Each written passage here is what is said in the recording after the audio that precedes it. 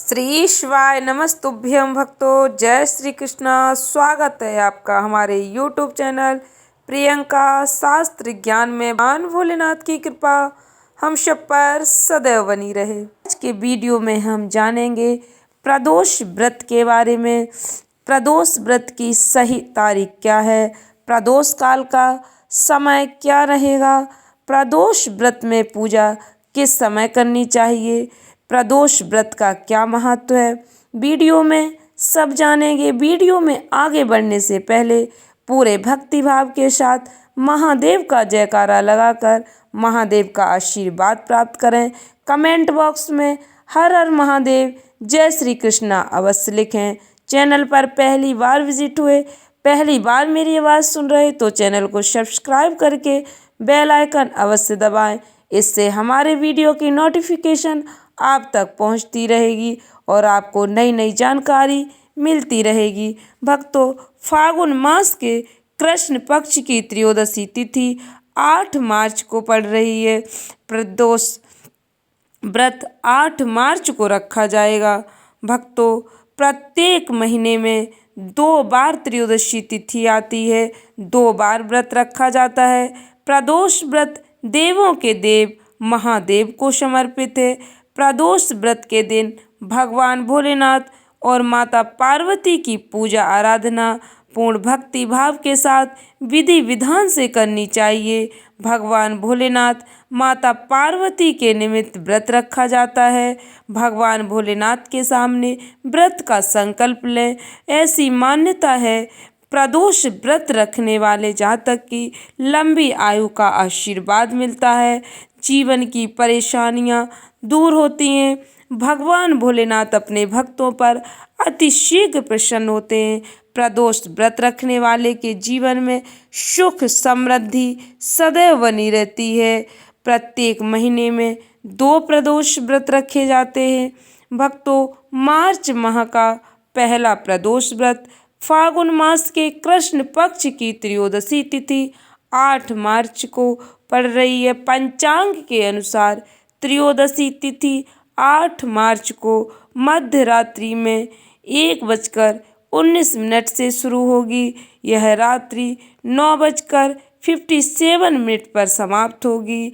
इसलिए प्रदोष व्रत 8 मार्च को रखा जाएगा। प्रदोष व्रत में भक्तों, प्रदोष काल के समय पूजा का विशेष महत्व होता है। प्रदोष काल के समय भगवान भोलेनाथ की पूजा आराधना पूर्ण भक्ति भाव के साथ करनी चाहिए। भक्तों, प्रदोष व्रत की पूजा विधि।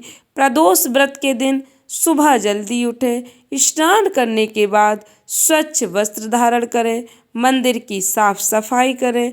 भगवान भोलेनाथ के आपके घर में जो भी मूर्ति है, जो भी प्रतिमा है, उसके सामने घी का दीपक जलाएं, पुष्प समर्पित करें, अक्षत समर्पित करें। आपके पास जो भी पूजा सामग्री है, आप भगवान भोलेनाथ को समर्पित करें। आपके घर के पास जो भी मंदिर है, आप वहां पर अवश्य जाएं, भगवान भोलेनाथ की पूजा आराधना करें। प्रदोष व्रत की पूजा प्रदोष काल यानी सूर्यास्त के समय की जाती है। इस समय भगवान भोलेनाथ का गंगा जल से अभिषेक करें। भगवान भोलेनाथ की पूजा आराधना पूर्ण श्रद्धा भक्ति के साथ करें।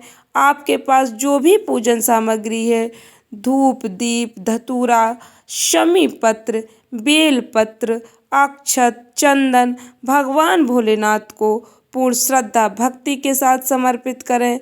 भगवान भोलेनाथ की आरती करें। जब तक आप भगवान भोलेनाथ की पूजा आराधना करते हैं, तब तक आपको जो भी भोलेनाथ का मंत्र याद है, नमः शिवाय ओम, ओम नमः शिवाय, श्री शिवाय नमस्तुभ्यम, आप उस मंत्र का निरंतर पूर्ण श्रद्धा भक्ति के साथ जाप करते रहें और आपकी जो भी मनोकामना है, आपकी जो भी परेशानी है, भगवान भोलेनाथ से प्रार्थना करें। भगवान भोलेनाथ की पूजा आराधना पूर्ण श्रद्धा भक्ति के साथ करें, आरती करें। यदि आपको शिव चालीसा याद है तो शिव चालीसा का पाठ अवश्य करें। भगवान भोलेनाथ को भोग लगाएं। इसके बाद प्रसाद सभी लोगों में बांट दें। भगवान भोलेनाथ की पूजा आराधना पूर्ण श्रद्धा भक्ति से करने पर भगवान भोलेनाथ अपने भक्तों पर अति शीघ्र प्रसन्न होते हैं और उनकी जो भी कामना होती है उसे अवश्य पर पूर्ण करते हैं। भक्तों के जीवन में आ रही परेशानियों को अवश्य दूर करते हैं। भक्तों, 8 मार्च के दिन शुक्रवार पड़ रहा है। इस दिन महाशिवरात्रि का पावन पर्व भी मनाया जाएगा। इस दिन बेहद ही शुभ संयोग बन रहे हैं। इस शुभ संयोग में पूजा आराधना करने से भगवान भोलेनाथ की कृपा अपने भक्तों पर बरसेगी। जीवन में आ रही बाधाएं दूर होंगी। भक्तों के जीवन में सुख समृद्धि आएगी। भक्तों, प्रदोष व्रत दिन के अनुसार रखा जाता है। उसी दिन के अनुसार व्रत कथा अवश्य सुननी चाहिए। व्रत कथा सुनने पर ही व्रत का पूर्ण फल प्राप्त होता है। सोमवार के दिन पड़ने वाले प्रदोष को सोम प्रदोष व्रत कहा जाता है। इस दिन सोम प्रदोष व्रत की कथा सुनी जाती है। मंगलवार को पड़ने वाले प्रदोष को भौम प्रदोष व्रत कहा जाता है। इसी प्रकार भक्तों, शुक्रवार के दिन पड़ने वाले प्रदोष को शुक्र प्रदोष व्रत के नाम से जाना जाता है। इस व्रत में भगवान भोलेनाथ और माता पार्वती के साथ ही भगवान भोलेनाथ के पूरे परिवार की पूजा की जाती है। यह व्रत संतान प्राप्ति के लिए अत्यंत उपयोगी माना जाता है। जब प्रदोष व्रत शुक्रवार को पड़ता है तो यह शुक्र प्रदोष व्रत कहलाता है। भक्तों, शुक्रवार के शुभ योग में प्रदोष का व्रत करने से भगवान भोलेनाथ के साथ माता लक्ष्मी जी का भी आशीर्वाद प्राप्त होता है। शुक्र प्रदोष व्रत की कथा इसको सुनने के बाद ही आपको व्रत का पूर्ण फल प्राप्त होगा। भक्तों की सभी मनोकामनाएं पूर्ण होंगी। भक्तों, व्रत कथा तो सभी को सुननी चाहिए। आप व्रत करें अथवा ना करें, व्रत कथा सुनने से शुभ फलों की प्राप्ति होती है। भक्तों, शुक्र प्रदोष व्रत कथा सूत जी बोले, प्राचीन काल की बात है। एक नगर में 3 मित्र रहते थे। तीनों में घनिष्ठ मित्रता थी। उसमें एक राजा का बेटा, दूसरा ब्राह्मण पुत्र, तीसरा सेठ पुत्र था। राजकुमार व ब्राह्मण पुत्र का विवाह हो चुका था। सेठ पुत्र का विवाह के बाद गौना नहीं हुआ था। एक दिन तीनों मित्र आपस में स्त्रियों की चर्चा कर रहे थे।